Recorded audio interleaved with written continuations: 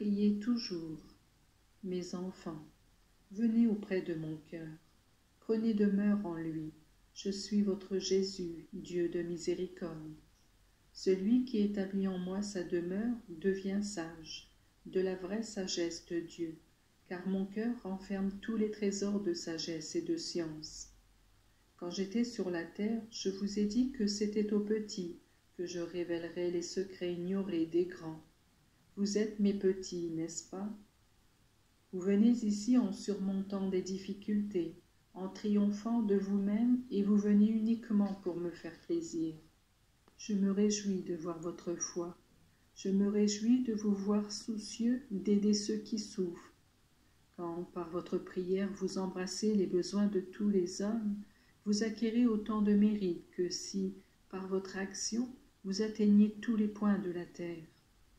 La prière devient alors une force transcendantale et divine qui dépasse vos limites personnelles et attire à Dieu toutes les créatures. Oui, priez mes enfants, priez pour tout le monde, priez toujours. Que vos heures libres soient les mieux employées dans les colloques avec votre Dieu, qui vous aime, et avec votre maman du ciel. Tout le ciel vous écoute. Comment les grands, les orgueilleux peuvent-ils comprendre la valeur de la prière s'ils pensent se suffire à eux-mêmes? Ce n'est qu'aux petits qu'il est donné de comprendre les choses de Dieu, et vous en avez une preuve. Ne voyez-vous pas combien de choses deviennent claires et limpides à votre esprit, à tel point que vous les goûtez et désirez convaincre aussi les autres?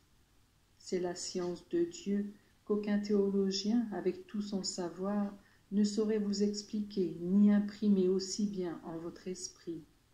Vous devenez sage, mais ce n'est pas pour autant que vous croyez être supérieur aux autres. Votre seul signe distinctif est celui-ci.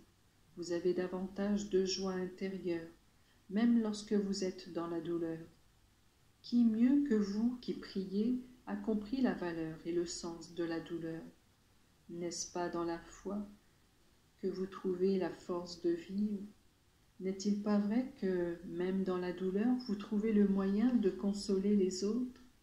Ô sagesse divine tirée de mon cœur, enseigne à tous l'infinie valeur de la douleur acceptée et offerte. Mes enfants, si vous recherchez les biens de ce monde et oubliez le ciel, vous perdez le bonheur. Mais le vrai chrétien, celui qui demeure en mon cœur, sait jouir aussi des biens matériels et de toutes petites choses. Il sait se réjouir et en remercier Dieu.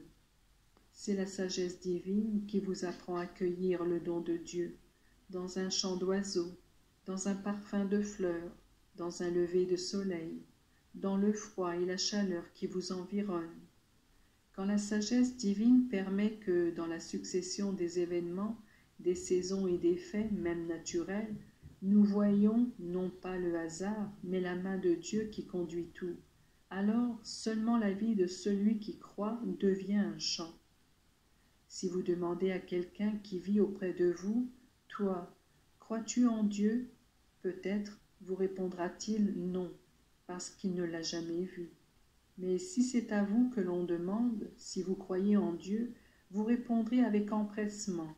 Et comment pourrais-je ne pas croire? Car tout vous parle de lui. La naissance d'un enfant, la bonté d'un cœur maternel, la mort d'une personne chère. Souvent, les nombreux livres ne servent pas, même s'ils sont de haute théologie.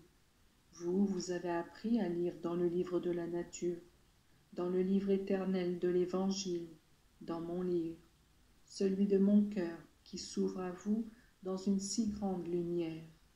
Soyez donc toujours simple et humble, afin que la lumière soit de plus en plus vive au-dedans de vous. Aimez communiquer davantage avec le ciel qu'avec les hommes, car vous devez désirer les réalités du ciel plus que celles de la terre. Donnez-moi vos cœurs, afin qu'après les avoir remplis de foi et de charité, je puisse leur faire entrevoir ce qui est l'objet de vos espérances. Voyez-vous, mes enfants, il y a des personnes qui vivent sur la terre comme si elles ne devaient jamais mourir. Ne l'oubliez pas, la mort vient comme un voleur. Apprenez à désirer la mort, non pas pour vous délivrer des peines qui vous accablent, mais pour rejoindre la patrie définitive. L'exilé désire sa patrie, et vous, vous êtes des exilés ici-bas. Réjouissez-vous en pensant au jour bienheureux où la céleste Jérusalem sera au complet. Imitez ma maman, imitez les saints et considérez d'un regard clairvoyant votre vie, destinée à se prolonger dans l'éternité. Mes enfants, je vous bénis tous avec largesse de cœur.